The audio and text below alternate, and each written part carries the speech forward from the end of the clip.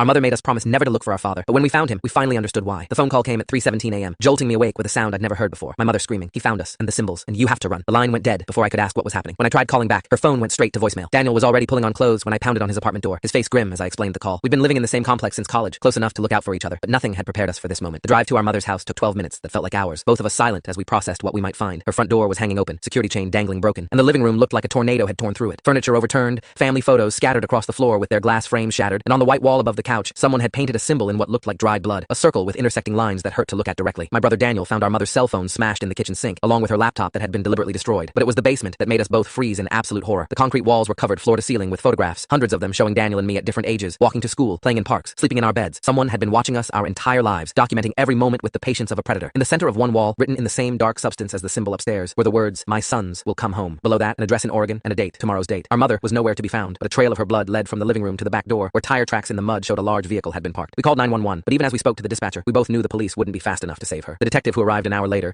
listened to our story with growing skepticism, taking notes as we explained about our mother's warnings and the research we'd done about our father. Detective Rivers was a tired-looking woman in her 40s who'd clearly seen enough missing person cases to recognize the patterns, but she kept asking why we thought this was connected to a man our mother claimed to have left 30 years ago. When we showed her the basement filled with surveillance photos, her expression changed completely. She called for a forensics team and started making phone calls to federal agencies, her voice dropping to urgent whispers as she described what they'd found. While we waited for backup, she pulled us aside and explained that cults and extremist religious groups were a growing concern for law enforcement, especially those that had gone underground after initial investigations. She warned us that if our father was still active and had taken our mother, going to Oregon would likely be walking into a trap designed specifically for us. But she also admitted that standard police procedures moved slowly, and our mother might not have time for bureaucratic protocols. Daniel made the decision for both of us while I was still processing the detective's warnings. He grabbed my arm and steered me toward his car, saying we couldn't wait for the system to save our mother when every hour might be her last. The drive to Oregon would take 8 hours if we drove straight through, and the address we'd found could be our only chance to find her before it was too late. Detective Rivers tried to stop us, warning that we were playing into our father's hands by responding exactly as he'd planned, but Daniel was already starting the engine. She pressed her business card into my hand and made me promise to call for backup the moment we had any information. As we pulled out of our mother's driveway, I looked back to see crime scene tape going up around the house where we'd spent countless holidays. Daniel's hands gripped the steering wheel so tightly his knuckles were white, and I could see him making the same calculation I was, that we'd rather die trying to save our mother than live knowing we'd been too afraid to try. We made our first stop at a 24-hour Walmart outside Portland, where we bought camping supplies, first aid equipment, and prepaid cell phones that couldn't be traced. While he loaded supplies into the car, I researched the address, discovering that it led to a rural area in the Cascade Mountains, where property records showed large parcels of land owned by something called the Eternal Foundation Trust. The satellite images showed clusters of buildings surrounded by forest, but the resolution wasn't good enough to reveal details about security or how many people might be living there. I found a local news article from 6 months earlier about mysterious lights and sounds coming from the area, with neighbors complaining that authorities refused to investigate despite repeated reports of suspicious activity. One resident was quoted saying that people who asked too many questions about what went on in those mountains had a habit of suddenly deciding to move away or simply disappearing. The final stretch of highway leading into the mountains was eerily empty, with no traffic in either direction, and abandoned gas stations that looked like they'd been closed for years. We passed a checkpoint that appeared to be unmanned, though I noticed security cameras mounted on poles that tracked our vehicle as we drove past. The radio in Daniel's car gradually lost signal until we were driving in complete silence, with only the sound of our engine and the wind through the trees, and what happened next changed everything. Full story is linked below or on my channel.